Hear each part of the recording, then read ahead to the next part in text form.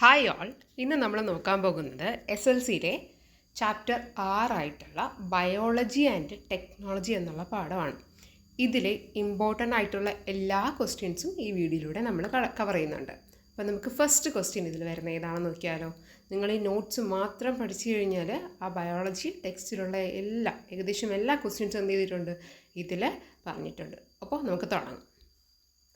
First question എന്ന് പറയുന്നത് specify some examples for genetic revolution. Genetic റെവല്യൂഷനില്ലേ, അത് എന്താണ് പ്രസ്താവിക്കുന്ന കുറച്ച് എക്സാമ്പിൾസ് പറയാനാണ് പറഞ്ഞത്. ജനറ്റിക് റെവല്യൂഷൻ നടന്നിട്ടുണ്ട് എന്ന് പറയാൻ വേണ്ടിയിട്ട് നമ്മളിപ്പോൾ നോക്കുമ്പോഴത്തേക്കും എന്താണ് ഗ്രീൻ റെവല്യൂഷൻ നടന്നിട്ടുണ്ട് അല്ലേ. ഗ്രീൻ റെവല്യൂഷൻ അതെന്താണ്, അഗ്രികൾച്ചറിൽ എന്തൊക്കെ ഉണ്ടോ മാറ്റാണ് ഇത് എന്നല്ലേ. നമ്മളെന്ത് ചെയ്യുന്നുണ്ട്, വിത്തിനങ്ങളൊക്കെ ഹൈ ക്വാളിറ്റിയിൽ ഹൈ ഈൽഡ് തരുന്ന വിത്തിനങ്ങളുണ്ടാക്കി, പിന്നെ കുറേ ഫെർട്ടിലൈസേഴ്സ് മാൻമെയ്ഡ് ആയിട്ടുള്ള ഇഷ്ടംപോലെ നല്ല ഫെർട്ടിലൈസേഴ്സ് ഒക്കെ ഉണ്ടാക്കിയിട്ടുണ്ട്. അതൊക്കെ എന്താണ് ഒരു ഗ്രീൻ റെവല്യൂഷൻ്റെ നേട്ടങ്ങളാണ്. അങ്ങനെയാണെങ്കിൽ ജനറ്റിക് റെവല്യൂഷൻ അതിൻ്റെ അല്ലെങ്കിൽ ജനറ്റിക് റെവല്യൂഷൻ സ്പെസിഫൈ ചെയ്യുന്ന അല്ലെങ്കിൽ ജനറ്റിക് റെവല്യൂഷൻ നടന്നു എന്ന് പറയാൻ വേണ്ടി നമുക്ക് എന്തൊക്കെ കാര്യങ്ങൾ പറയാം. നമ്മളെ ചാപ്റ്ററിൻ്റെ തുടക്കം തന്നെ കൊടുത്തിട്ടുള്ള എന്തൊക്കെയാണ്, ആർട്ടിഫിഷ്യൽ മീറ്റ് അല്ലേ, കൃത്രിമമായിട്ട് ഉണ്ടാക്കിയിട്ടുള്ള മീറ്റ്. പിന്നെ എന്താണ് ഡിസീസ് റെസിസ്റ്റൻ്റ് ആയിട്ടുള്ള പ്ലാന്റ്.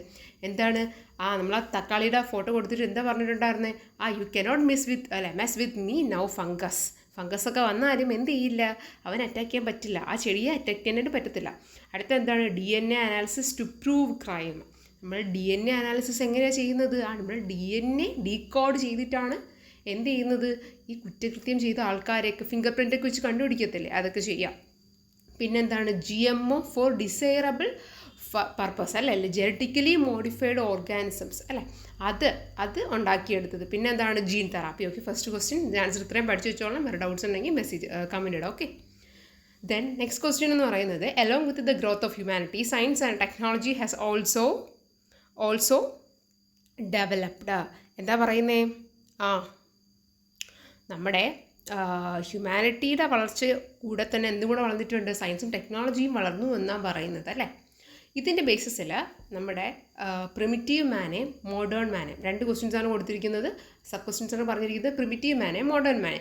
അത് രണ്ടായിട്ട് വേർതിരിക്കണം. താഴെ കുറച്ച് ഓപ്ഷൻസ് കൊടുത്തിട്ടുണ്ടല്ലോ, സിന്തറ്റിക് ബയോളജി മുതൽ അനിമൽ ഡൊമസ്റ്റിക്കേഷൻ വരെ. അപ്പോൾ പ്രിമിറ്റീവ് എന്ന് പറഞ്ഞാൽ ആദ്യകാല മനുഷ്യന്മാരുണ്ടല്ലോ, അവർ ഇതിൽ നിന്ന് എന്തൊക്കെ കാര്യങ്ങൾ ആ സമയത്ത് ഉണ്ടായിരുന്നു, പിന്നെ ഇപ്പോഴത്തെ കാലത്ത് മോഡേൺ മാന് നമ്മളൊക്കെ വരുന്നത്, ഇതിൽ എന്തൊക്കെ കാര്യങ്ങളുണ്ട്. പ്രിമിറ്റീവ് മാന് നോക്കുമ്പോഴത്തേക്കും നമുക്കറിയാം എന്താണ്, ഫയർ കണ്ടുപിടിച്ചത് ആരാ, പ്രിമിറ്റീവ് മാനാണല്ലോ, പണ്ട് കാലത്തെ ഉള്ളതാണ്. അടുത്തെന്താണ് അഗ്രികൾച്ചറിൻ്റെ തുടക്കം, ബിഗിനിങ് അല്ലേ, അതും പണ്ട് കാലത്താണ്. അടുത്തെന്താണ് സോഷ്യൽ ലൈഫ്, അതൊരു ഡൗട്ട് തോന്നാൻ ചാൻസ് ഉള്ളൊരു ഇതാണ്, ബിഗിനിങ് ഓഫ് സോഷ്യൽ ലൈഫ് ഇല്ലേ. സാമൂഹിക ജീവിതം തുടങ്ങി എന്നാണ്, നമ്മൾ പണ്ട് കാലത്തെ തുടങ്ങിയതാണ് അല്ലേ, കുടുംബമായിട്ടും കൂട്ടുകുടുംബമായിട്ടൊക്കെ തുടങ്ങിയതാണ്. പക്ഷേ ഇപ്പോൾ നോക്കുമ്പോഴത്തേക്കും സമൂഹമായിട്ട് കുറേ അകൽച്ചയാണ് ഇപ്പോൾ ഉണ്ടാക്കിയത്. നമ്മളൊക്കെ എന്താ ഫോണും കൊണ്ടൊക്കെ വീട്ടിലിരിക്കുക ചെയ്യുക അല്ലേ. അപ്പോൾ ബിഗിനിങ് സോഷ്യൽ ലൈഫ്. പിന്നെ എന്താണ് അനിമൽ ഡൊമസ്റ്റിക്കേഷൻ എന്ന് വെച്ചാൽ വളർത്തുന്നത്, നമ്മൾ പെറ്റായിട്ടും അത് മാത്രമല്ല അനിമൽ ഹസ്ബൻഡറി, നമ്മൾ എന്ത് ചെയ്യുന്നുണ്ട്, പശുവിനെയും കോഴിയൊക്കെ എന്ത് ചെയ്യുന്നുണ്ട്, മീറ്റിനും പാലിനും മുട്ടയ്ക്കൊക്കെ വേണ്ടി വളർത്തുന്നില്ലേ, അതൊക്കെയാണ് അനിമൽ ഡൊമസ്റ്റിക്കേഷനും ആ സമയത്ത് ഉണ്ടായിരുന്നു. മോഡേൺ മാൻ എന്തൊക്കെയാണ് വരുന്നത്, സിന്തറ്റിക് ബയോളജി അല്ലേ. നമ്മുടെ എന്തൊക്കെ പഠിച്ചിട്ടുണ്ടായിരുന്നു, സിന്തറ്റിക് ആയിട്ടുള്ള കുറേ. സിന്തറ്റിക് മീൻസ് മാൻമെയ്ഡിനെയാണ് എന്തെന്ന് വിളിക്കുന്നത്, സിന്തറ്റിക് എന്ന് പറഞ്ഞാൽ മനുഷ്യൻ ഉണ്ടാക്കുന്നതിനാണ് സിന്തറ്റിക് അല്ലെങ്കിൽ ആർട്ടിഫിഷ്യൽ എന്ന് കൂടുതൽ നമ്മൾ പറയുന്നത്. ഓക്കെ, അപ്പോൾ synthetic biology, synthetic biology means മനുഷ്യനുണ്ടാക്കിയ എന്തും. നമ്മൾ പ്ലാന്റ് ഹോർമോൺസ് പഠിച്ചില്ലേ, അത് സിന്തറ്റിക് ആയിട്ടുള്ള നമ്മൾ കുറച്ച് കാര്യങ്ങൾ പഠിച്ചിട്ടുണ്ടായിരുന്നല്ലോ, അത് മനുഷ്യൻ നിർമ്മിച്ചതാണ് അല്ലേ. അടുത്തെന്താണ് AI artificial intelligence. It's also now modern മാനാണ് എന്ത് ചെയ്യുന്നത്, അതിൻ്റെ ഒരു ബെനിഫിറ്റൊക്കെ മനസ്സിലാക്കിയത്. അടുത്തെന്താണ് സൈറ്റോളജി, സെല്ലിനെ കുറിച്ചുള്ള പഠനമാണ് സൈറ്റോളജി അത്. പിന്നെ എന്താണ് DNA അനാലിസിസ്, ഇതൊക്കെ എപ്പോഴാണ് മോഡേൺ മാനാണ് ചെയ്തത്. നെക്സ്റ്റ് ക്വസ്റ്റ്യൻ നോക്കിയാലോ.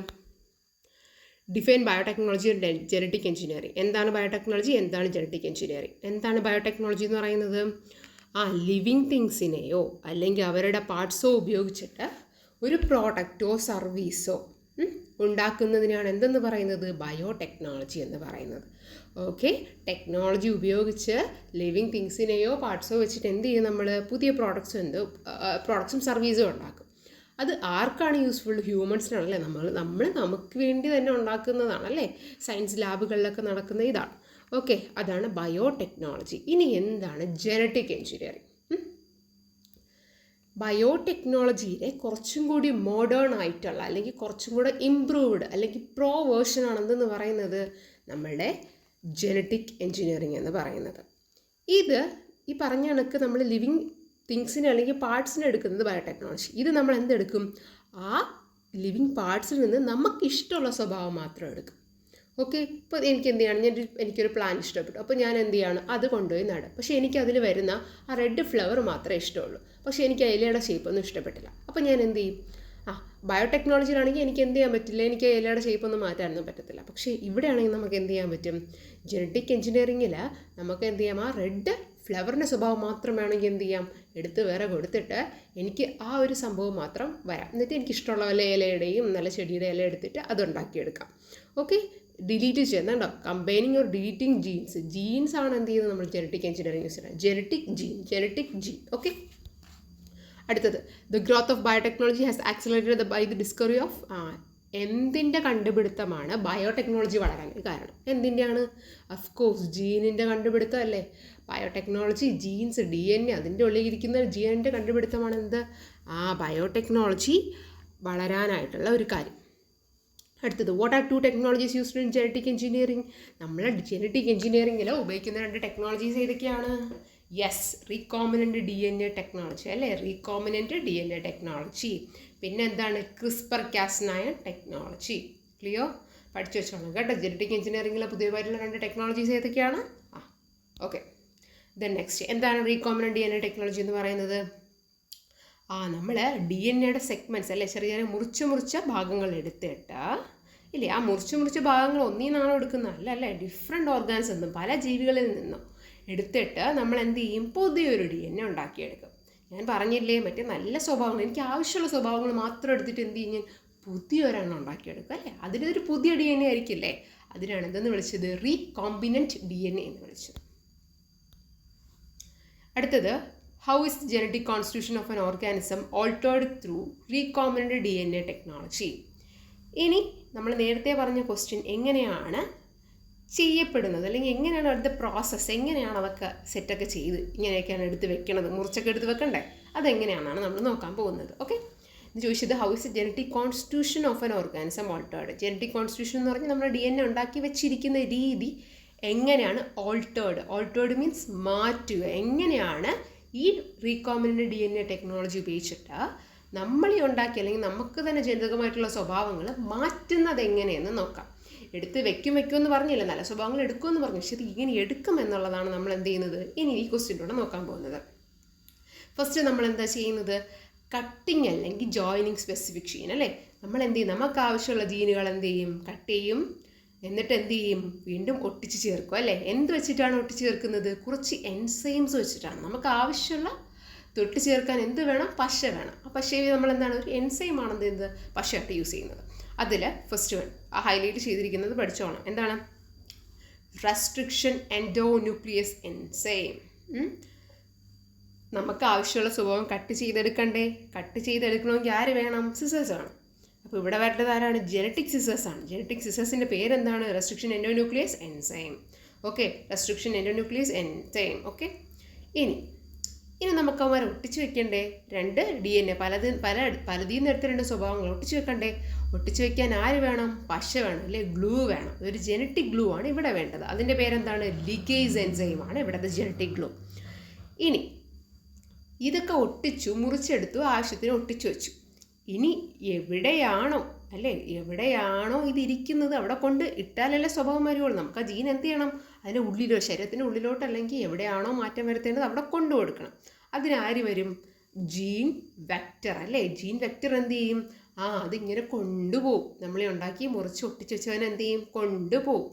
എന്നിട്ട് എവിടെ എത്തിക്കും? നമുക്ക് ഏത് ജീവിയിലാണോ അല്ലെങ്കിൽ എന്തിലാണോ ഇത് വെക്കേണ്ടത് അതിലോട്ട് എത്തിക്കും. അതാണ് ഹോസ്റ്റ് സെൽ എന്ന് പറയുന്നത്. ഓക്കെ, അതിലേക്ക് എത്തിക്കുന്നു. ഇങ്ങനെയാണ് എന്തെന്ന് പറയുന്നത്? ജനറ്റിക് കോൺസ്റ്റിറ്റ്യൂഷൻ മാറ്റുന്നത്, ഓൾട്ടർ ചെയ്യുന്നത്. ക്ലിയർ അല്ലേ? Restriction endonuclease enzyme, ligase enzyme, എന്നിട്ട് എന്ത് ചെയ്യും? ജീൻ വെക്ടർ അതും കൊണ്ട് പോയിട്ട് ഹോസ്റ്റ് സെല്ലിലേക്ക് കൊടുക്കും. ക്ലിയർ? നെക്സ്റ്റ് ക്വസ്റ്റ്യൻ ആണ് ജനറ്റിക് സിസേഴ്സ്. നമുക്കിങ്ങനെ ഫില്ലപ്പ് ചെയ്യാൻ ക്വസ്റ്റ്യൻ തരുമല്ലോ ഡാഷ് ഇട്ടിട്ട്. ജനറ്റിക് സിസേഴ്സ് എന്താണ്? ഓൾറെഡി നോക്കിക്കഴിഞ്ഞാൽ എന്താണ്? Restriction in nucleus. അങ്ങനെയാണെങ്കിൽ ജനറ്റിക് ഗ്ലൂ എന്താണ്? Ligase. Okay, very good. Next, എന്താണ് ജീൻ വെക്റ്റർ? അതിനൊരു ഉദാഹരണം എക്സാമ്പിൾ നൽകാനാണ് പറയുന്നത്. ജീൻ വെക്റ്റർ എന്ന് പറഞ്ഞാൽ ശരിക്കും പറഞ്ഞ ഒരു DNA തന്നെയാണ്. ഓക്കെ, എക്സാക്ട്ലി ജീൻ വെക്റ്റർ എന്ന് പറഞ്ഞാൽ എന്താണ്? ഒരു ടൈപ്പ് ഓഫ് DNA ആണ്. അതെന്ത് ചെയ്യുന്നു? കട്ട് ചെയ്ത് വെച്ചിരിക്കുന്ന ജീനിനെ, അല്ലെങ്കിൽ നമ്മളെ മുറിച്ച് മാറ്റി ഒട്ടിച്ചൊക്കെ വെച്ചിരിക്കുന്ന ജീനിനെ എന്ത് ചെയ്യും? ഹോസ്റ്റ് സെല്ലിലേക്ക് ഇൻസേർട്ട് ചെയ്യുക, അല്ലേ? എവിടെയാണോ കൊണ്ടെത്തിക്കേണ്ടത് അവിടെ കൊണ്ടെത്തിക്കുന്നവനാണ് ആര്? ജീൻ വെക്റ്റർ എന്ന് പറയുന്നത്. എക്സാമ്പിൾ ഏതാണെന്ന് പറയുമ്പോൾ പ്ലാസ്മിഡ്. ഓക്കെ, പ്ലാസ്മിഡാണ് അതിനൊരു എക്സാമ്പിൾ. ഇനി അടുത്തത് നമ്മൾ ടെക്സ്റ്റിൽ തന്നെ കൊടുത്തിരുന്ന ഫിഗറാണ്. എന്താണ്? റീകോംബിനൻ്റ് DNA ടെക്നോളജി പ്രോസസ്സ് എന്ത് ചെയ്യാനായിട്ട്? വിവരിക്കാനായിട്ട് അല്ലെങ്കിൽ എക്സ്പ്ലെയിൻ ചെയ്യാനായിട്ട് ചോദിച്ചിരിക്കുകയാണ്. ഫസ്റ്റ് നമ്മൾ എന്താ ചെയ്യുന്നത്? യെസ്, ഹ്യൂമൻ DNAയിൽ നിന്ന് ആവശ്യമുള്ള സ്വഭാവങ്ങൾ എന്ത് ചെയ്യും? കട്ട് ചെയ്യും. ഡിസൈറബിൾ ജീൻസ്, ആവശ്യമുള്ള ജീൻസ് എന്ത് ചെയ്യും? കട്ട് ചെയ്തെടുക്കും. എന്നിട്ട് ബാക്ടീരിയയിലാണോ വിചാരിച്ചോ? നമ്മൾ ബാക്ടീരിയയിൽ നിന്ന് അവിടെ നിന്ന് എന്ത് ചെയ്യും? പ്ലാസ്മിഡ് എന്ത് ചെയ്യപ്പെടും? കട്ട് ചെയ്തെടുക്കും. Okay, cut the plasmid. എന്നിട്ട് നമ്മൾ എന്ത് ചെയ്യും? വെക്റ്റർ ഉപയോഗിച്ചിട്ട് ഈ ഹ്യൂമൻ ജീനിനെയും പ്ലാസ്മിഡിനെയും കൂടെ എന്ത് ചെയ്യും? ലിഗേറ്റ് ചെയ്യും. ഓക്കെ, എന്നിട്ട് നമ്മൾ എന്ത് ചെയ്യും? ഈ പുതിയതായിട്ട് ഉണ്ടാക്കി വെച്ചിട്ടില്ലേ സാധനം, ഒട്ടിച്ചൊക്കെ വെച്ചിരിക്കുന്നതാണ്, അതിനെന്ത് ചെയ്യും? നമ്മൾ ഹോസ്റ്റ് സെല്ലിലേക്ക് ഇൻസേർട്ട് ചെയ്യും. Okay, the plasmid with the incorporated gene ഉണ്ടാക്കി, അല്ലെങ്കിൽ നമ്മളിപ്പോൾ നിർമ്മിച്ച് വെച്ചിരിക്കുന്ന ജീൻ എന്ത് ചെയ്യും? നമ്മൾ ഹോസ്റ്റ് സെല്ലിലേക്ക് അല്ലെങ്കിൽ അനദർ ബാക്ടീരിയത്തിലേക്ക് ഇൻസേർട്ട് ചെയ്യും. എന്നിട്ട് എന്ത് ചെയ്യും? ഈ ഇൻസേർട്ടഡ് ജീൻസ് അവിടെ പോയിട്ട് പ്രവർത്തിക്കുമല്ലോ. ഒരു ഓക്കെ ആവണ്ടേ, സറൗണ്ടിങ്സ് ഒക്കെ ഓക്കെയാണ്, സെറ്റാണോ നോക്കിയിട്ട് എന്ത് ചെയ്യും? ഇവർ പ്രവർത്തിച്ച് തുടങ്ങും. അങ്ങനെയാണ് നമുക്ക് ആവശ്യമുള്ള സാധനം ഉണ്ടാക്കിയെടുക്കുന്നത്. ഈ നമ്മൾ മനുഷ്യർ യൂസ് ചെയ്യുന്ന ഷുഗറൊക്കെ ഉള്ള ആൾക്കാർ യൂസ് ചെയ്യുന്ന ഇൻസുലിൻ ഉണ്ടല്ലോ, അതെന്ന് പറയുന്നത് ഇതുപോലെയൊക്കെ നമ്മൾ ചെയ്തെടുത്ത് ഉണ്ടാക്കിയെടുക്കുന്നതാണ്. ഓക്കെ, അടുത്ത നെക്സ്റ്റ് ക്വസ്റ്റ്യനെ, CRISPR-Cas എന്ന ടെക്നോളജി അല്ലേ, ജീൻ എഡിറ്റിങ്ങിനുള്ള ടെക്നോളജിയാണ് എന്തെന്ന് പറയുന്നത്? CRISPR-Cas. അതുകൊണ്ട് പഠിച്ചോളേ, ജീൻ എഡിറ്റിങ്ങിനുള്ള ടെക്നോളജി എന്താണ്? CRISPR-Cas. ഇത് കൊണ്ടുവന്നത് ആരാണ്?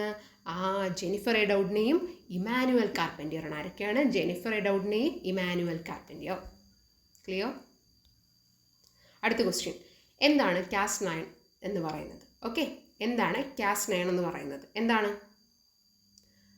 നമ്മൾ DNA കട്ട് ചെയ്യാൻ ഉപയോഗിക്കൂലേ? കട്ട് ചെയ്യാൻ ഉപയോഗിക്കുന്ന Cas9 ഈസ് എൻ എൻസൈം. ഇതൊരു എൻസൈമാണ്. നമ്മൾ എന്ത് ചെയ്യുന്നു? DNA കട്ട് ചെയ്യാൻ ഉപയോഗിക്കുന്ന എൻസൈമാണ്. എന്തെന്ന് പറയുന്നത്? Cas9. Cas9 is an enzyme used as scissors to cut DNA. Cas9 എന്താണ്? ഒരു എൻസൈമാണ്. അത് വെച്ചിട്ടാണ് നമ്മൾ എന്ത് ചെയ്യുന്നത്? DNA കട്ട് ചെയ്യുന്നത്. Next question, briefly explain the process in the CRISPR-Cas9 technology. CRISPR-Cas ടെക്നോളജിയിൽ എന്തൊക്കെ പരിപാടികളാണ് അല്ലെങ്കിൽ എന്തൊക്കെ പ്രക്രിയകളാണ് നടക്കുന്നത് എന്നാണ് എന്ത് ചെയ്തിരിക്കുന്നത്? ചോദിച്ചിരിക്കുന്നത്. ഫസ്റ്റ്, നമ്മൾ ഗൈഡ് RNA എന്ന് പറയുന്ന അല്ലെങ്കിൽ gRNA എന്ന് പറയും. DNA സെഗ്മെൻറ്റ് നമുക്ക് കട്ട് ചെയ്യാനുള്ള DNA സെഗ്മെൻറ്റ് ആര് കണ്ടുപിടിക്കും? gRNA ആണ് കണ്ടുപിടിക്കുന്നത്. ഈ ജീനാണെന്നൊക്കെ കണ്ടുപിടിക്കുന്ന ആരാണ്? gRNA. എന്നിട്ട് Cas9 അല്ലെ സിസർ, അവൻ എന്ത് ചെയ്യും? DNA സെഗ്മെൻറ്റിന് മുറിക്കും. എന്നിട്ട് നമ്മൾ the sequence of nitrogen bases in DNA is edited. എന്നിട്ട് നമ്മൾ നൈട്രോജൻ ബേസസ് ഓർമ്മയുണ്ടോ? അഡിനിൻ, തൈമിൻ, ഗുവാനിൻ, സൈറ്റോസിൻ ഇല്ലേ?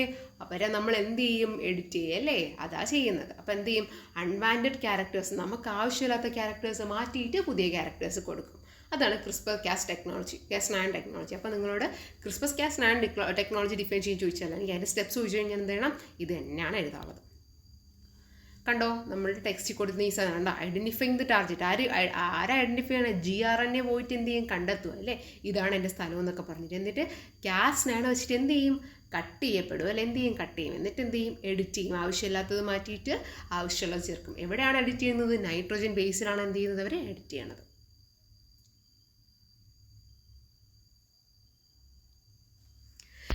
ഇനി എന്താണ് gRNA? അതിൻ്റെ ഒരു ഉപയോഗം എന്തെന്നാണ് ചോദിച്ചത്. എന്തായിരിക്കും? ഓൾറെഡി ഞാൻ പറഞ്ഞു കഴിഞ്ഞു. എന്താണ്? Identifies the DNA segment that needs to be cut ചെയ്യാനുള്ള DNA സെഗ്മെൻറ്റ് കൃത്യമായിട്ട് മനസ്സിലാക്കുന്നത് ആരാണ്? gRNA. പ്രിസൈസ്ലി മീൻസ് കൃത്യമായിട്ട്. ഇനി എന്താണ് GMOs? How these are useful to mankind. എന്താണ് GMO എന്നാണ് ചോദിക്കുന്നത്. അതെങ്ങനെയാണ് നമ്മളെ മനുഷ്യന് ഉപയോഗപ്രദമായിട്ടുള്ളത്, അതിന് എക്സാമ്പിൾസ് കൊടുക്കാനാണ് ചോദിച്ചിട്ടുള്ളത്. GMO എന്ന് പറയുമ്പോൾ എന്താണ്, അതിൻ്റെ ഫുൾ ഫോം പഠിച്ചു വെച്ചോളണം. എന്താണ്? ജനറ്റിക്കലി മോഡിഫൈഡ് ഓർഗാനിസം അല്ലേ. ജനറ്റിക്കലി നമ്മൾ മാറ്റം വരുത്തി ഉണ്ടാക്കിയ ജീവികളാണ് എന്തെന്ന് വിളിച്ചത്? ജീവിയോ എന്തോ വസ്തുവിനാണ് എന്തെന്ന് വിളിച്ചത്? GMO എന്ന് വിളിച്ചത് അല്ലേ. Who genetic constitution have been altered. നമ്മളുടെ ജനറ്റിക് സ്വഭാവം എന്ത് ചെയ്തിട്ടുണ്ട്? മാറ്റം വരുത്തിയിട്ടുണ്ട്. എന്തിലൂടെയാണ് മാറ്റം വരുത്തിയത്? ജനറ്റിക് എഞ്ചിനീയറിങ്ങിലൂടെയാണ് എന്ത് ചെയ്തത്? നമ്മൾ ഈ ഒരു മാറ്റം വരുത്തിയത്. ഇനി എക്സാമ്പിൾസ് നോക്കിയാലോ, എങ്ങനെയാണ് നമുക്ക് യൂസ്ഫുൾ ആണെന്ന് നോക്കിയാലോ. നമ്മുടെ പ്ലാന്റ്സിലും അനിമൽസിലും മൈക്രോ ഓർഗാനിസം അല്ലേ, സൂക്ഷ്മജീവികളിൽ നമ്മൾ എന്ത് ചെയ്തിട്ടുണ്ട്? ഇത് കണ്ടെത്തിയിട്ടുണ്ട്. നമ്മൾ GMOs കുറേ ഉണ്ടാക്കി വെച്ചിട്ടുണ്ട്. ഇതിന് എക്സാമ്പിളാണ് BT cotton. Okay, BT cotton എന്ന് പറയുന്ന നമ്മുടെ നോർമൽ നമ്മൾ കോട്ടൺ എടുക്കത്തില്ലേ, കോട്ടൺ പ്ലാന്റ് അല്ലേ, അത് തന്നെയാണ്. അത് നമ്മൾ എന്ത് ചെയ്തിട്ടുണ്ട്? GMO വഴി ഉണ്ടാക്കിയെടുത്തിട്ടുണ്ട്. അവൻ്റെ സ്വഭാവം എന്തെന്നറിയാമോ? അവൻ പെസ്റ്റ് റെസിസ്റ്റൻ്റ് ആണ്. അവൻ എന്താണ്? പെസ്റ്റ് റെസിസ്റ്റൻ്റ് ആണ്. കണ്ടോ, പെസ്റ്റ് റെസിസ്റ്റൻ്റ് ആണ് അവനെന്ന് പറയുന്നത്. ഓക്കെ, അടുത്തത് സോയാബീൻ. സോയാബീനില്ലേ, അതെന്ത് റെസിസ്റ്റൻ്റാണ്? വീഡിസൈഡ് റെസിസ്റ്റൻ്റ്. എന്താണ്? വീഡിസൈഡ്. വീഡിസൈഡ് എന്ന് പറഞ്ഞാൽ കളകള ഒന്നും എന്ത് ചെയ്യില്ല, അവരുടെ വളർച്ചയെ തടയില്ല. അടുത്തത് ഗോൾഡൻ റൈസ്. ഇത് ഇമ്പോർട്ടൻ്റ് ആണ്. Golden rice. ഗോൾഡൻ റൈസ് എന്ന് പറഞ്ഞാൽ ന്യൂട്രിയൻ്റ് എൻറിച്ചറാണ്. നല്ല ന്യൂട്രിയൻസ് ഉണ്ട്. Vitamin A, I guess vitamin A ആണെന്നാണ് ഏറ്റവും കൂടുതലുള്ള ഒരു തരം റൈസാണ് എന്ത് ചെയ്തത്? ഗോൾഡൻ റൈസ് എന്ന് പറയുമ്പോഴത്തേക്ക് ഭയങ്കര ന്യൂട്രിയൻ്റ് ഉണ്ട്, നല്ല രീതിയിലുള്ള ന്യൂട്രിയൻസ് ഉണ്ട്. അടുത്ത എന്താണ്? RSV റെസിസ്റ്റൻ്റ് പപ്പായ. അതെന്താണ്? വൈറസ് റെസിസ്റ്റൻ്റ് ആണ്. വൈറസൊക്കെ വന്നു കഴിഞ്ഞാൽ അവനെ ഒന്നും ചെയ്യാൻ പറ്റില്ല. പപ്പായ എന്ത് ചെയ്യാൻ പറ്റില്ല? ആ പപ്പായെ ഒന്നും ചെയ്യാനായിട്ട് പറ്റത്തില്ല. അടുത്ത ഇനി അനിമൽസിൽ അങ്ങനെ ഉണ്ടാക്കിയ നമ്മളെ സാൽമൺ ഫിഷില്ലേ, അത് കുറച്ച് സ്വഭാവങ്ങൾ എന്ത് ചെയ്തിട്ടുണ്ട്? ഉണ്ടായിരുന്നാണ്. ഫാസ്റ്റ് ഗ്രോത്ത്, പെട്ടെന്ന് വളരുന്നത്, പിന്നെ രോഗങ്ങളൊന്നും പെട്ടെന്ന് പിടിക്കാത്ത ഇത് സാൽമൺ ഫിഷ് ഉണ്ട്. എന്താണ്? റെസിസ്റ്റൻറ്റ് അല്ലെങ്കിൽ ഡിസീസ് റെസിസ്റ്റൻറ്റ് തടയുന്നത്. ഹൈ പ്രൊഡക്ടിവിറ്റി, നല്ല രീതിയിൽ എന്ത് ചെയ്യും? കുഞ്ഞുങ്ങളെ കൊണ്ടാക്കി ഇഷ്ടംപോലെ മീൻ തരും. അടുത്തത് ഗ്ലോ ഫിഷ്. ഗ്ലോ ഫിഷ്, ആ വാക്ക് കേട്ടില്ലേ? എന്താണ്? തിളക്കമുള്ളത്. എന്താണ്? ഫ്ലൂറസെൻസ് അല്ലേ, തിളക്കമുള്ളത്. അടുത്തത് മൈക്രോ ഓർഗാനിസംസിൽ, അതിൽ ഇവിടെ 4 എണ്ണം കൊടുത്തിട്ടുണ്ട്, ഇമ്പോർട്ടൻ്റ് ആണ് കേട്ടോ. സ്യൂഡോമോണസ് പ്യൂട്ടിഡ. ഈ ജീവി എന്ത് ചെയ്യുന്നുണ്ട്? വേസ്റ്റൊക്കെ കൊടുത്തു കഴിഞ്ഞാൽ നല്ല രീതിയിൽ ഡീകമ്പോസ് ചെയ്യും അല്ലേ. ഡീകമ്പോസ് മീൻസ് എന്താണ്? ചെറിയ ചെറിയ സ്മോൾ പാർട്ടായിട്ട് നമ്മൾ എന്ത് ചെയ്യുന്നു? മണ്ണിൽ അരിഞ്ഞിങ്ങ് ചേരും ഇല്ലേ. നല്ല വളങ്ങളൊക്കെ ആക്കി നമ്മൾ ഈ പുഴു ചെയ്യുന്ന പരിപാടിയില്ലേ, എന്ത് ചെയ്യും? ഉള്ള വേസ്റ്റൊക്കെ ഇങ്ങനെ ചവച്ച് തിന്ന് എന്ത് ചെയ്യും? അത് നല്ല രീതിയിൽ മണ്ണിന് എന്ത് ചെയ്യും? വേസ്റ്റ് ഇട്ട് കൊടുത്ത് നല്ല വളമാക്കി എടുക്കും ഇല്ലേ, എന്ത് സാധനം. അത് ചെയ്യുന്ന ഒരു ജീവിയാണ് ആരെന്ന് പറയുന്നത്? സ്യൂഡോമോണസ് പ്യൂട്ടിഡ എന്ന് പറയുന്നത്. അടുത്തത് ഈക്കോളി ബാക്ടീരിയ കേട്ടിട്ടില്ലേ? ഈ ഈക്കോളി വിഷം നമ്മൾ ഈ ബോട്ടിൽ വാട്ടറിലൊക്കെ, നമ്മൾ ഈ മിനറൽ ബോട്ടിൽ വാട്ടർ ഉണ്ടല്ലോ കടയിൽ നിന്നൊക്കെ മേടിക്കുന്നതിൽ കാണപ്പെടുന്ന, ചില സമയത്തൊക്കെ കാണപ്പെടുന്ന ഒരു ബാക്ടീരിയയാണ് ഈക്കോളി എന്ന് പറയുമ്പോഴത്തേക്കും. അത് നമ്മുടെ ഹ്യൂമൻ സെക്രീഷൻ വഴിയാണ് അത് നമ്മളെ ബോഡിയിൽ നിന്ന് പുറത്ത് പോകുന്നത്. ഓക്കെ, ആൻഡ് ഈ ഈക്കോളി വെച്ചിട്ടാണ് ഞാൻ പറഞ്ഞില്ലേ, ഈ നമ്മുടെ ഷുഗർ, ഡയബറ്റിക് ഒക്കെ ഉള്ള ആൾക്കാർ ഇൻസുലിൻ എടുക്കുമെന്ന്. അതെങ്ങനെയാണ് ഉണ്ടാക്കിയെടുക്കുന്നതെന്നറിയോ? ഈക്കോളി ബാക്ടീരിയയിൽ നമ്മൾ GMO വഴി എന്ത് ചെയ്യും? നമുക്ക് ആവശ്യമുള്ള സ്വഭാവം കൊണ്ടിട്ട് കൊടുത്തിട്ട് അവനെ കൊണ്ടിട്ടാണ്, ഈക്കോളി ബാക്ടീരിയ ഉള്ളിലാണ് നമ്മൾ എന്ത് ചെയ്യുന്നത്? നമ്മുടെ ഇൻസുലിൻ പ്രിപ്പയർ ചെയ്തെടുക്കുന്നത്. അതാണ് നമ്മൾ എന്ത് ചെയ്യുന്നത്? ഈ നമ്മൾ മനുഷ്യരൊക്കെ ഷുഗറുള്ള ആൾക്കാരൊക്കെ കുത്തിയൊക്കെ വെക്കുന്നത്. അടുത്തത് ബേക്കേഴ്സ് ഈസ്റ്റ്. അത് ഫെർമെൻറ്റേഷൻ എബിലിറ്റി. നമ്മളുടെ ഈസ്റ്റ് ഇല്ലേ, അതെന്ത് ചെയ്യുന്നുണ്ട്? പുളിപ്പിക്കാനായിട്ട് ആ ഒരു സ്വഭാവം ഉണ്ടാക്കിയെടുത്തിട്ടുണ്ട്. അടുത്ത റൈസോബിയം. അതെന്താണ്? നൈട്രോജൻ ഫിക്സിങ് ബാക്ടീരിയ ആണെങ്കിൽ ആ ഒരു എബിലിറ്റി ഉള്ള ഒരു ജീവിയാണ് എന്ന് പറയുന്നത് റൈസോബിയം എന്ന് പറയുന്നത്. അപ്പോൾ ഈ സ്വഭാവവും പ്രത്യേകിച്ച് അതിൻ്റെ ഇതും പഠിച്ചു വെച്ചോളാം കേട്ടോ. BT cotton, golden rice, Pseudomonas putida, E coli, baker's yeast, rhizobium, ഇതൊക്കെ അതിൻ്റെ ക്യാരക്ടറിസ്റ്റിക്സ് വിത്ത് പഠിച്ചു വെച്ചോളാം. ഓക്കെ,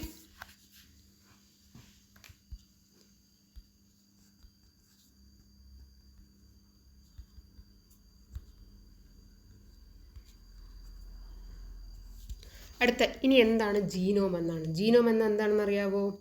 യെസ്, ജനറ്റിക് മെറ്റീരിയലുകളുടെ എല്ലാത്തിൻ്റെയും ഒരു ഓർഗാനിസം എടുത്തു കഴിഞ്ഞാൽ അതിന് കുറേ ജനറ്റിക് മെറ്റീരിയൽസ് ഉണ്ടാവുമല്ലോ, അതിൻ്റെ എല്ലാത്തിൻ്റെയും കൂടെ ഒരു കൂട്ടം, അതിൻ്റെ സമ്മാണ് എന്തെന്ന് വിളിച്ചത്? നമ്മൾ ജീനോം എന്ന് വിളിച്ചത്. നമ്മുടെ ഹ്യൂമൻ ജീനോമിൽ ഏകദേശം 300 കോടി DNA ബേസ് പെയേഴ്സ് ആണ് അവൈലബിൾ ആയിട്ടുള്ളത് അല്ലെങ്കിൽ ഉള്ളത്. ഓക്കെ, ഇനി എന്താണ്? ഇനി ചോദിച്ചു how was the location of human genes identified? എങ്ങനെയാണ് നമ്മുടെ ഈ ജീൻസ് ഐഡൻറ്റിഫൈ ചെയ്യുമെന്ന് പറഞ്ഞില്ലേ, അല്ലെങ്കിൽ നമുക്ക് ആവശ്യമുള്ള സ്വഭാവമൊക്കെ കണ്ടുപിടിക്കുമെന്ന് പറഞ്ഞില്ലേ, അതെങ്ങനെയാണ് കണ്ടെത്തുന്നതെന്നാണ് ചോദിച്ചത്. എങ്ങനെയാണെന്നറിയാമോ? ഹ്യൂമൻ ജീനോം പ്രോജക്റ്റ് നമ്മൾ പഠിച്ചില്ലേ, അതുവഴിയാണ്. ഈ ഹ്യൂമൻ ജീനോം പ്രോജക്റ്റ് എന്ന് പറഞ്ഞാൽ എന്താണ്? It's a gene mapping technology. Gene എവിടെ ഉണ്ടെന്ന് കണ്ടുപിടിക്കാം. മാപ്പ് എന്തിനാണ്? നമുക്കറിയാമല്ലേ, വഴി പറഞ്ഞു തരാനായിട്ട്. അപ്പോൾ ജീൻ മാപ്പിംഗ് ടെക്നോളജിയാണ് ആര്? Human genome project. അവൻ വഴിയാണ് എന്ത് ചെയ്യുന്നത്? നമ്മൾ ജീൻസ് ഒക്കെ ഐഡൻറ്റിഫൈ ചെയ്യുന്നത്. അടുത്ത question, explain about the human genome project, it's aim and findings. Human genome project അല്ലേ, HGP, അതിൻ്റെ എയിംസ്, അതിൻ്റെ ഉദ്ദേശങ്ങൾ, അതിൻ്റെ കണ്ടുപിടുത്തങ്ങൾ ആണ് ചോദിച്ചിട്ടുള്ളത്. HGP 1990 മുതൽ 2003 വരെയാണ് കാലഘട്ടത്തിലാണ് ഉണ്ടായത്. അടുത്തത്, global scientific initiative with the goal of completely understanding the information in the human genome. നമ്മളെ ജീനോമിൽ അല്ലേ, ജീനോം എന്ന് പറഞ്ഞാൽ എന്താണ്? Sum total of all jeans ആണെന്ന് പറഞ്ഞില്ലേ. അപ്പോൾ അവിടെ എന്ത് ചെയ്യുന്നുണ്ട്? നമുക്ക് ആവശ്യമുള്ള ഇൻഫർമേഷൻസും എല്ലാം മനസ്സിലാക്കാൻ വേണ്ടിയിട്ട് കൊണ്ടുവന്ന ഒരു പരിപാടിയാണെന്ന് തോന്നുന്നു ഹ്യൂമൻ ജീനോം പ്രോജക്റ്റ് എന്ന് പറഞ്ഞാൽ. ഡീറ്റെയിൽ ആയിട്ട് നമ്മളെ ജീൻസിനെ പഠിക്കാൻ വേണ്ടിയിട്ട് ഉപയോഗിച്ചൊരു സാധനമാണ് ഹ്യൂമൻ ജീനോം പ്രോജക്റ്റ് എന്ന് പറയുന്ന ഒരു പരിപാടി. അത്ര തന്നെ. അടുത്ത, gene mapping technology which identifies the location of genes in DNA has helped to complete the HGP. ഈ HGP ഉണ്ടല്ലോ, HGPയെ വളരാൻ സഹായിച്ചതാരെന്ന് ചോദിച്ചാൽ ആരായിരിക്കും? Gene mapping ടെക്നോളജിയാണ്. ഓക്കെ, അത് കാരണം ജീന് കണ്ടുപിടിച്ചാലേ അവിടെ എന്ത് ചെയ്യാൻ പറ്റും? എന്തെങ്കിലും മാറ്റങ്ങൾ വരുത്താൻ പറ്റുള്ളൂ. അപ്പോൾ ജീൻ കണ്ടുപിടിക്കാൻ സഹായിച്ചത് ജീൻ മാപ്പിംഗ് ടെക്നോളജിയാണ്. അത് വെച്ച് അതിൻ്റെ സഹായത്തോടെയാണ് ആര് വളർന്നത്? ഹ്യൂമൻ ജീനോം പ്രോജക്റ്റ് വളർന്നത്. പിന്നെ നമ്മൾ HGPയിലെ ഫൈൻഡിങ്സ് എന്തൊക്കെ കണ്ടുപിടുത്തങ്ങളുണ്ട്? ഹ്യൂമൻ ജീനോം 300 കോടി ബേസ് പെയർസ് ഉണ്ടെന്ന് കണ്ടുപിടിച്ചു. അതാണ് മേജർ ഫൈൻഡിങ്സ്. ഓക്കെ, ഇനി ഹ്യൂമൻസിൽ എത്ര ജീൻസ് ഉണ്ട്? 20,000 മുതൽ 25,000 വരെ ജീൻസാണുള്ളത്. അതിൽ 1 മുതൽ 2% ഹ്യൂമൻ ജീൻസ് മാത്രമേ എന്തുള്ളൂ? പ്രവർത്തിക്കുള്ളൂ, ഫങ്ഷണൽ ആയിട്ടുള്ളൂ. ബാക്കി എല്ലാം എന്ത് DNA ആണ് നമ്മളതിലുള്ളതൊക്കെ? Junk DNA. ജങ്ക് എന്താണ്? വേസ്റ്റ് അല്ലേ, വേസ്റ്റ് DNA ആണെന്നാണ് പറയുന്നത്, അല്ലെങ്കിൽ നമ്മുടെ കണ്ടുപിടുത്തത്തിൽ. ഓക്കെ, അപ്പോൾ ഇത് പോയിന്റ് വൈസ് പഠിച്ചു വെച്ചോളൂ കേട്ടോ. അടുത്തത്, ഇനി എന്താണ് ജങ്ക് DNA? എന്താണ് ജങ്ക് DNA? യെസ്, വേസ്റ്റ് ആണെന്ന് പറഞ്ഞില്ലേ, നോൺ ഫങ്ഷണൽ ആയിട്ടുള്ള DNA ഉപയോഗമില്ലാത്ത അല്ലെങ്കിൽ വെറുതെ ഇരിക്കുന്ന നോൺ ഫങ്ഷണൽ ആയിട്ടുള്ള സാധനത്തിനാണ് എന്തെന്ന് വിളിച്ചത് നമ്മൾ? ജങ്ക് DNA അല്ലെങ്കിൽ ജങ്ക് ജീൻ എന്ന് വിളിച്ചത്. ക്ലിയർ? ഇനി, how the human genome project helped lighter in the field of health care. എങ്ങനെയാണ് HGP എന്ന് പറയുന്ന സംഭവം നമ്മുടെ ഹെൽത്ത് കെയറിൻ്റെ അല്ലേ, നമ്മളെ ഹെൽത്ത് കെയറിനെ എങ്ങനെയാണ് സഹായിച്ചത് എന്നാണ് ചോദിച്ചത്. എങ്ങനെയാണ്? ഇത് നമ്മളെ ജനറ്റിക് ഡിസീസസ് എങ്ങനെ ഒക്വർ ചെയ്യുന്നു, ഉണ്ടാകുന്നു എന്ന് നമുക്ക് മനസ്സിലാക്കി തന്നത് ഇതാണ്. ഓക്കെ, അത് മാത്രമല്ല, ജീൻ തെറാപ്പി പോലുള്ള പുതിയ ട്രീറ്റ്മെൻറ്റ്സും ആരാണ് ഇൻട്രൊഡ്യൂസ് ചെയ്തു തന്നത്?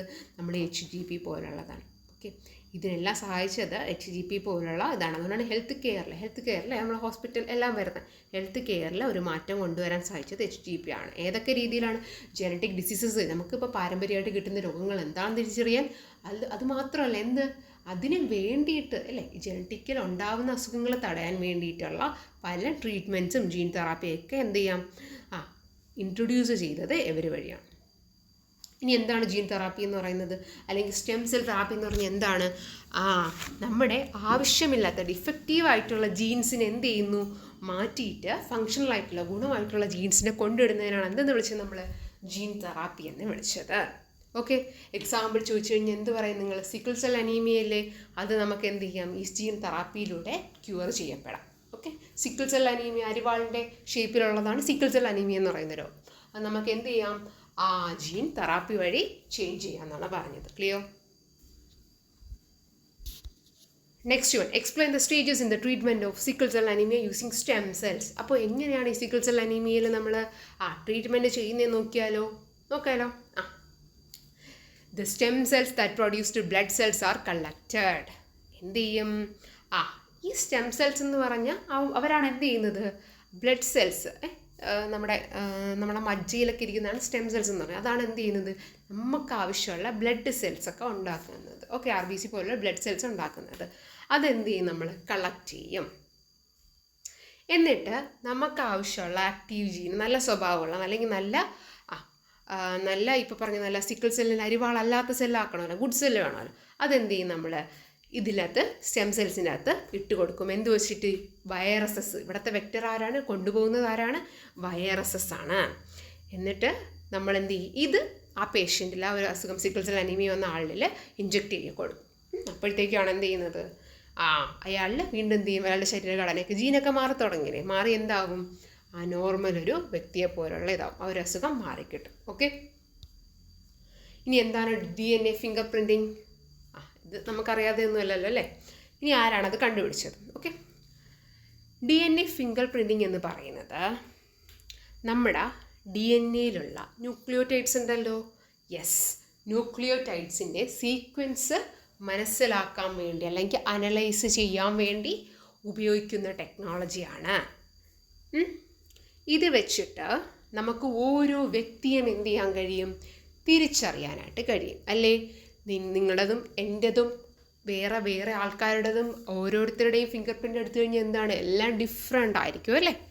അപ്പോൾ ഇതാണ്. ആരാണിത് കണ്ടുപിടിച്ചതെന്ന് അറിയാമോ? Sir Alex Jeffrey. Sir Alex Jeffrey. Okay. ഇനി what is the theory behind the DNA fingerprinting analysis? ഈ DNA ഫിംഗർ പ്രിൻറ്റിങ് എന്നൊരു കാര്യം പറഞ്ഞില്ലേ, ഇതിൻ്റെ പിന്നിലുള്ള തിയറി എന്താ എന്നാ ചോദിച്ചത്. നമുക്കറിയാം, നമ്മുടെ DNA നോക്കിക്കഴിഞ്ഞാൽ നമ്മൾ ഹ്യൂമൻസിന്, നമ്മളിപ്പോൾ എനിക്കും നിങ്ങൾക്കും ആർക്കോ ആയിക്കോട്ടെ, ഏകദേശം മനുഷ്യനാണെങ്കിൽ എന്ത് ചെയ്യും? 99.9% DNA ഒരുപോലെ തന്നെ ഉണ്ടാവും. എൻ്റെതും നിങ്ങളുടെയൊക്കെ എന്ത് ചെയ്യും? ഒരുപോലെ തന്നെ ഉണ്ടാവും. പക്ഷേ 0.1% ആ 0.1% ആ ഒരു DNA എങ്ങനെയായിരിക്കും? ഡിഫറെൻ്റ് ആയിരിക്കും, വാരിയഡ് ആയിരിക്കും.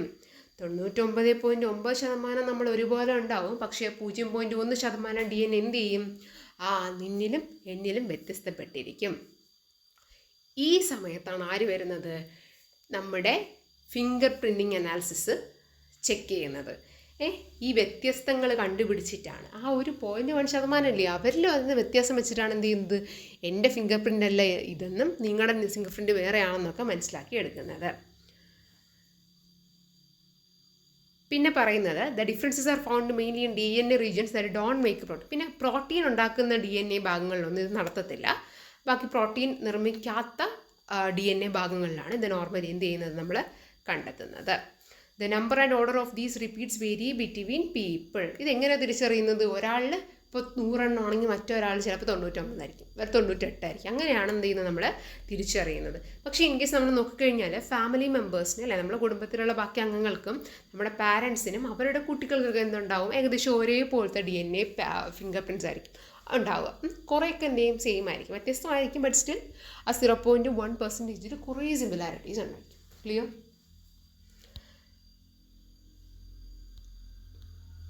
ഇനി suggest A few application possibilities of DNA finger printing. ഈ DNA ഫിംഗർ പ്രിൻറ്റിംഗ് എന്ന് പറയുന്ന പദ്ധതിയിൽ അല്ലെങ്കിൽ ഒരു പരിപാടിയിലെ അതിൻ്റെ ഉപയോഗങ്ങൾ, അത് എവിടേക്കാണ് യൂസ് ചെയ്യുന്നത്? എന്തിനാണ്? ടു ഐഡൻറ്റിഫൈ കൾപ്രിറ്റ്സ് അല്ലെ കുറ്റവാളികളെ തിരിച്ചറിയാൻ വേണ്ടിയിട്ട്. അടുത്ത എന്താണ്? ജനറ്റിക് ഡിസോർഡേഴ്സ് എന്ത് ചെയ്യാനായിട്ട്? കണ്ടുപിടിക്കാൻ അല്ലേ? ജനിതകപരമായിട്ട് എന്തെങ്കിലും രോഗങ്ങളുണ്ടെങ്കിൽ അത് കണ്ടുപിടിക്കാൻ. എന്നിട്ട് ഹെറിഡിറ്ററി ഡിസീസിനെ കുറിച്ച്, പാരമ്പര്യമായിട്ടുള്ള അസുഖങ്ങളുണ്ടാവില്ല, അതിനെക്കുറിച്ച് പഠിക്കാൻ വേണ്ടിയിട്ട്. പിന്നെ എന്താണ്?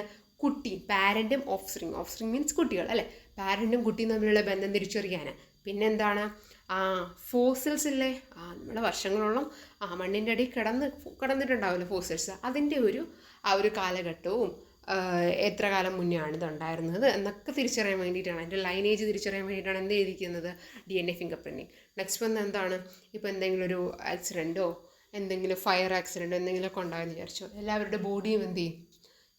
കത്തിപ്പെടത്തില്ലേ? അപ്പോഴത്തേക്കും ഈ സമയത്ത് നമ്മൾ എന്ത് ചെയ്യും? അവരുടെ എന്തെങ്കിലുമൊക്കെ DNA ഭാഗങ്ങളൊക്കെ കിട്ടിക്കഴിയുമ്പോൾ അത് വെച്ച് നമ്മൾ ഈ കുടുംബത്തിലുള്ള ആളാണെന്നൊക്കെ വേറൊരാളുടെ DNA കൂടെ ഒക്കെ എടുത്തിട്ട് എന്ത് ചെയ്യും? ഈ ആളാണ് ഇയാൾ എന്നൊക്കെ പറഞ്ഞ് നമുക്കതൊക്കെ തിരിച്ചറിയാൻ പറ്റും. Okay. Victims of accidents of ഡിസാസ്റ്റേഴ്സും ആക്സിഡൻസൊക്കെ ഉണ്ടാകുമ്പോൾ നമുക്കറിയാം, നമ്മൾ ചുറ്റും നോക്കിക്കഴിഞ്ഞാൽ തന്നെ ഇല്ല മറ്റേ എയ്റോപ്ലെയിൻ ക്രാഷ് അതൊക്കെ വെച്ചിട്ട് അവിടെയൊക്കെ എന്താ ഇങ്ങനെയാണ് അനലൈസ് ചെയ്തത്, DNA അനലൈസ് ചെയ്തിട്ടാണ് ഇയാളാണ് എന്നൊക്കെ മനസ്സിലാക്കി എടുത്തത്. അടുത്ത് എന്ത് ചെയ്യാം? To track endangered species. പിന്നെ എന്തെങ്കിലും അപകടമായിട്ടുള്ള എൻഡേഞ്ചേർഡ് ആയിട്ടുണ്ടെങ്കിൽ ഫുള്ള് നാശം. നമ്മുടെ ഈ ഡൈനോസേഴ്സൊക്കെ എന്താണ്? നമ്മൾ ഈ ഫോസിൽസിൽ നിന്നൊക്കെ കണ്ടെത്തിയാണ്, ഇത്രയും വർഷം മുൻപ് ജീവിച്ചതായിരുന്നു. DNA അനാലിസിസ് ഒക്കെ വഴിയാണ് എന്ത് ചെയ്തത്? ഇതൊക്കെ കണ്ടുപിടിച്ചിട്ടുള്ളത്. ഓക്കെ അല്ലേ? നെക്സ്റ്റ്, എന്താണ് ഹ്യൂമൻ മൈക്രോബയോം? എന്തുകൊണ്ടാണ് അത് important? The collection of microorganisms and their genes in an organism is called its microbiome. എന്താണ് മൈക്രോ ഓർഗാനിസംസിൻ്റെ കളക്ഷൻ, അവരുടെ ജീൻസ്. ഒരു മൈക്രോ ഓർഗാനിസം അവരുടെ ജീൻസ്, അവരുടെ നിന്നുണ്ടാവും, DNA ഉണ്ടാവും, അതിൻ്റെ ഉള്ളിൽ ജീൻസ് ഉണ്ടാവും. ആ ഒരു കളക്ഷനാണ് നമ്മൾ നിന്ന് വിളിച്ചത് മൈക്രോ ബയോം എന്ന് വിളിച്ചത്. പിന്നെ it is a community of micro organisms. Micro ഓർഗാനിസംസിൻ്റെ അവരുടെ ജീൻസിൻ്റെ കളക്ഷൻ അല്ല. അപ്പോൾ എന്താണ്, ഇതൊരു കമ്മ്യൂണിറ്റിയാണ്. അതിൽ ആരൊക്കെ ഉണ്ട്? മൈക്രോ ഓർഗാനിസത്തിൽ എല്ലാവരും വരും. എല്ലാവരൊക്കെ വരും. Bacteria, micro organism, archaea, fungi, viruses, ഇവരെല്ലാം നമുക്ക് കണ്ണിൽ കാണാൻ പറ്റുന്ന സാധനമല്ലേ, മൈക്രോ അല്ലേ, കാണത്തില്ല, അത്ര കുഞ്ഞല്ലേ, അവരൊക്കെ വരുന്നതാണെന്ന് തോന്നുന്നത് മൈക്രോബയോം എന്ന് പറയുന്നത്. ഈ മൈക്രോബയോംസ് നമുക്ക് കുറേ ഉപകാരങ്ങൾ ചെയ്യുന്നുണ്ട് അല്ലേ. നമ്മൾ ഈക്കോളി ദോഷം കൂടാതെ എന്ത് തരുന്നുണ്ട്? യൂസ്ഫുള്ളും കൂടാണ്. ഇൻസുലിനൊക്കെ ഉണ്ടാക്കുന്നില്ലേ അത്. പിന്നെ എന്ത് ചെയ്യും? ഡൈജഷന് ഇല്ലേ, നമ്മുടെ വയറ്റിൽ നല്ല നല്ല ബാക്ടീരിയസ് ഇല്ലേ, ഫുഡൊക്കെ ഡൈജസ്റ്റ് ചെയ്യാൻ വേണ്ടി അവർ. പിന്നെ എന്ത് ചെയ്യണം? പ്രൊഡക്ഷൻ അബ്സോർപ്ഷൻ ഓഫ് വൈറ്റമിൻസ് ഉണ്ടാക്കാനും അത് അബ്സോർബ് ചെയ്യാനും സഹായിക്കുന്ന കുറച്ച് ഗുണമായിട്ടുള്ള മൈക്രോബ്സ് ഉണ്ട്. ഓക്കെ, ഇനി how did we get wide knowledge about our microbe?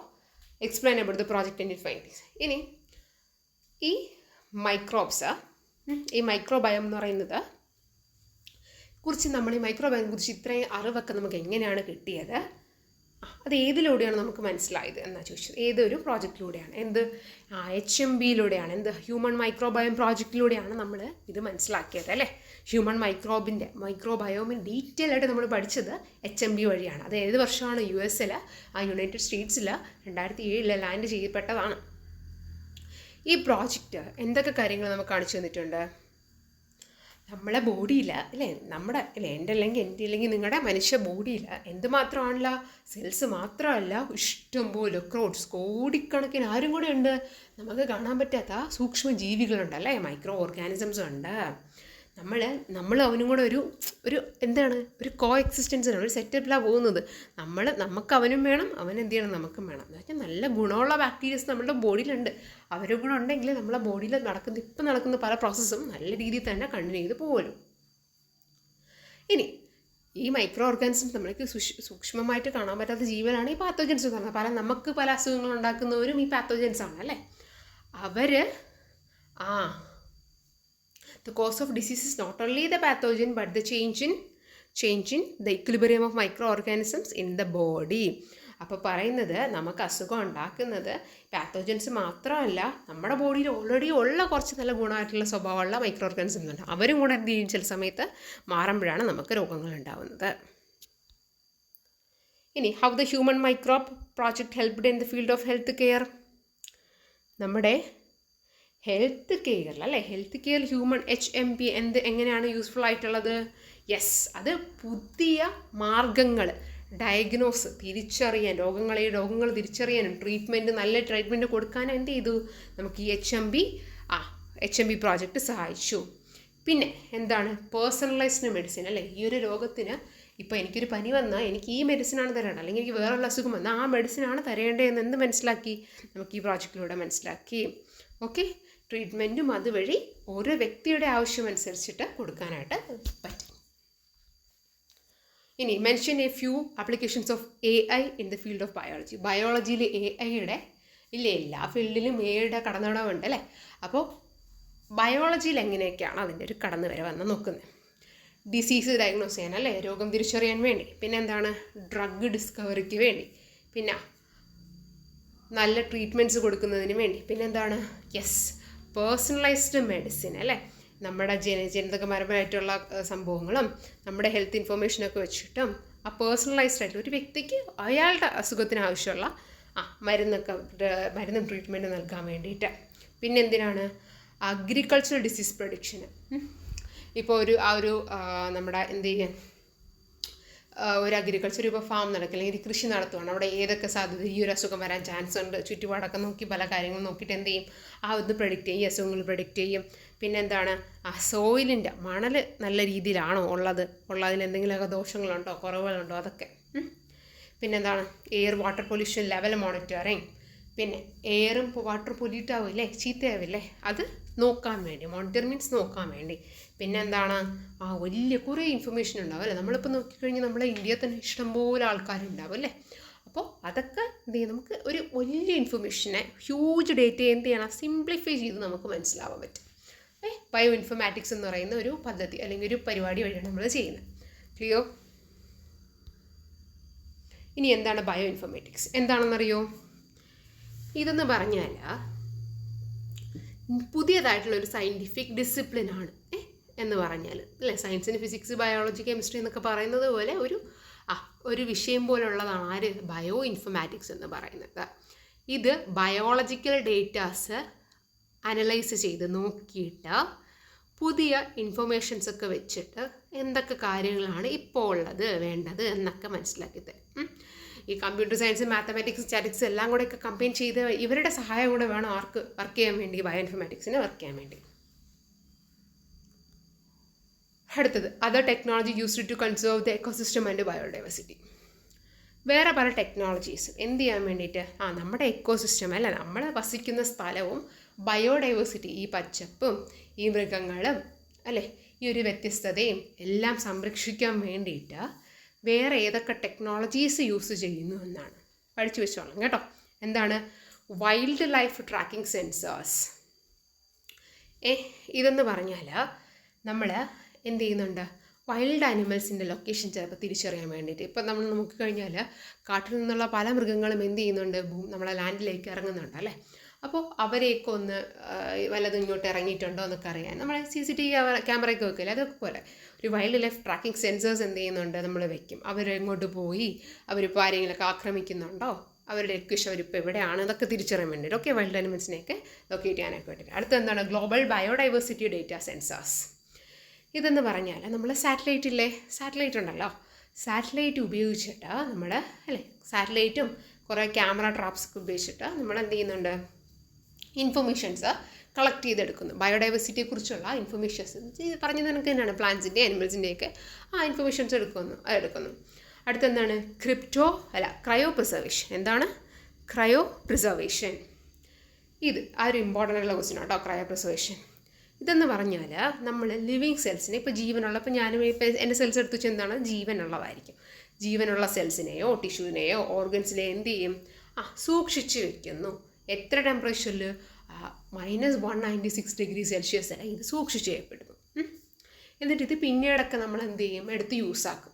Okay, ഇപ്പം നമ്മൾ തണുത്ത സ്ഥലത്ത് പോയി കഴിഞ്ഞാൽ, അല്ലെങ്കിൽ നമ്മൾ മൗണ്ട് എവറസ്റ്റിൻ്റെയൊക്കെ താഴെ ഇപ്പോഴും എന്ത് ചെയ്യാണ്, മണ്ണിലൊന്നും അലിയാതെ കട്ടയായിട്ട് തന്നെ മനുഷ്യന്മാരുടെ ബോഡി ഇപ്പോഴും നിലനിൽക്കുന്നുണ്ട്. എത്രയോ വർഷം മുമ്പ് മരണപ്പെട്ട ആൾക്കാരുടെ ബോഡി എന്ത് ചെയ്തിട്ടുണ്ട് അതുപോലെ. പക്ഷെ നമ്മളിവിടേക്ക് ആണെങ്കിൽ എന്ത് ചെയ്യും, മരിച്ചു കഴിഞ്ഞാൽ ചീഞ്ഞ് പോകും അല്ലേ, ഗ്രാജുവലി എന്തെങ്കിലും ചീഞ്ഞു. പക്ഷെ അവിടെ ഐസുള്ള സ്ഥലങ്ങളിൽ എന്ത് ചെയ്യുകയാണ്, അതിപ്പോഴും അതുപോലെ തന്നെ ഉണ്ട്, എത്രയോ വർഷം മുൻപ് മരിച്ചത്. എന്തുകൊണ്ടാണ്? ആ ഒരു ടെമ്പറേച്ചർ, ഇത്രയും ഹൈ ടെമ്പറേച്ചർ, അല്ലെങ്കിൽ നമ്മുടെ -डिग्री ആവൂലേ, ലോ ടെമ്പറേച്ചറിൽ, തണുപ്പല്ലേ, ലോ ടെമ്പറേച്ചറിൽ ഇതെന്ത് ചെയ്യപ്പെടുന്നു, സേവ് ചെയ്യപ്പെടുന്നു. ഓക്കെ, അതാണ് ക്രയോ പ്രിസർവേഷൻ. അത് ഇവിടെ പറയുന്നത് നമുക്ക് ആവശ്യമുള്ള സ്വഭാവങ്ങൾ എടുത്തു വെച്ചിട്ട് പിന്നെ കുറേ കാലം കഴിഞ്ഞ് എന്ത് ചെയ്യും, ഉപയോഗിക്കാൻ വേണ്ടിയിട്ട് സേവ് ചെയ്ത് വെക്കും. ഇനി ബയോ റെമഡിയേഷൻ. ഇത് മൈക്രോ ഓർഗാനിസത്തിനെയും പ്ലാന്റ്സിനെയൊക്കെ യൂസ് ചെയ്തിട്ട് നമ്മൾ പൊല്യൂട്ടൻ്റ് ആയിട്ടുള്ള സാധനങ്ങളൊക്കെ ക്ലീൻ ചെയ്യാൻ ഉപയോഗിക്കുന്നത്. ഓക്കെ, കണ്ടാമിനേറ്റഡ് എൻവയോൺമെൻ്റ് ആയിട്ടുള്ള സോയിലും വാട്ടറും എയറൊക്കെ ക്ലീൻ ചെയ്യാനായിട്ട് ഉപയോഗിക്കുന്ന ഇതാണ്. അങ്ങനെ കുറച്ച് ജീവികൾ എന്ത് ചെയ്തിട്ടുണ്ട്, നമ്മൾ ഉണ്ടാക്കി എടുത്തിട്ടുണ്ട്. ഓക്കെ, പൊല്യൂട്ടൻ്റ് ആയിട്ടുള്ള അല്ലെങ്കിൽ മോശമായിട്ടുള്ളതിനെ നല്ലതാക്കി മാറ്റാൻ, കുറേയൊക്കെ നല്ലതാക്കി മാറ്റാൻ ഇതിനൊക്കെ പറ്റാറുണ്ട്. നെക്സ്റ്റ് വൺ എന്ന് പറയുന്നത് the process of preserving living cells, tissues and organs at very low temperature is called what? Yes, cryopreservation അല്ലേ. നമ്മൾ ഓൾറെഡി പറഞ്ഞു. എന്താണ്, നമുക്ക് ആവശ്യമുള്ള സെൽസിനെയോ ടിഷ്യൂനെയോ ഓർഗനെയോ എന്ത് ചെയ്യണം, പ്രിസർവ് ചെയ്യുക, സൂക്ഷിച്ച് വെക്കുക അല്ലേ, ടെമ്പറേച്ചർ ഇത്രയും കുറഞ്ഞ ടെമ്പറേച്ചർ. അതെന്താണെന്ന് പറയുന്നത്, ക്രയോ പ്രിസർവേഷൻ. നെക്സ്റ്റ് എന്താണ് ബയോ റെമഡിയേഷൻ? ബയോ റെമഡിയേഷൻ പഠിച്ചു വെച്ചോളാം. എന്താണ്? Removal and conversion of pollutant. ചീത്തയായിട്ടുള്ള സാധനങ്ങൾ മാറ്റുകയോ അതിന് രൂപമാറ്റം വരുത്തുകയോ ചെയ്യുന്നു. എന്തുപയോഗിച്ച്? മൈക്രോ ഓർഗാനിസംസോ പ്ലാന്റ്സിനെയോ ഉപയോഗിച്ച്. ക്ലിയർ? ഓക്കെ, അപ്പോൾ ഇതിലെ നോട്ട്സും അതിൻ്റെ ഡിസ്ക്രിപ്ഷനും ഒക്കെ നല്ല രീതിയിൽ തന്നിട്ടുണ്ട്. പിന്നെ എൻ്റെ മലയാളം നോട്ട്സ് അവൈലബിൾ ആണ്, നിങ്ങൾക്ക് വേണമെങ്കിൽ ഞാനത് വേറെ വീഡിയോ ആയിട്ട് ഇടാം. മലയാളം മീഡിയംകാർക്കായിട്ട് വേണ്ടിയിട്ടാണ്. ഇൻ കേസ് നിങ്ങൾക്ക് വേണമെങ്കിൽ ഞാനത് വീഡിയോ ആയിട്ട് ഇടാം. ഇതെന്തെങ്കിലുമൊക്കെ ഡൗട്ട്സ് ഉണ്ടെങ്കിൽ കമൻറ്റ് ബോക്സ് ചെയ്യുക. ആ ചാപ്റ്ററിൽ വരാൻ ചാൻസുള്ള എല്ലാ ഇമ്പോർട്ടൻ്റ് ആയിട്ടുള്ള ക്വസ്റ്റ്യൻസും ഞാനിവിടെ ഇൻക്ലൂഡ് ആക്കിയിട്ടുണ്ട്.